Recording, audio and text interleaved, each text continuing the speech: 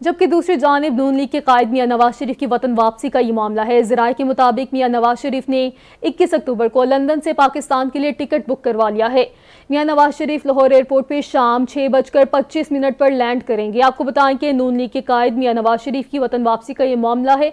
ज़राए के मुताबिक मियां नवाज शरीफ ने 21 अक्टूबर को लंदन से पाकिस्तान के लिए टिकट बुक करवा लिया है। मज़ीद तफसीलात बताएंगे नुमाइंदा कैपिटल टीवी दानियाल राठौड़। दानियाल, बताइएगा। जी बिल्कुल, मुस्लिम लीग नून के कायद नवाज शरीफ की वतन वापसी का मामला है। मुस्लिम लीग नून के कायद नवाज शरीफ ने 21 अक्टूबर को लंदन से पाकिस्तान के लिए टिकट भी बुक करवा लिए हैं। ज़राए के मुताबिक नवाज शरीफ 21 अक्टूबर को लंदन से अबू धाबी इंटरनेशनल एयरपोर्ट से पर उतरेंगे।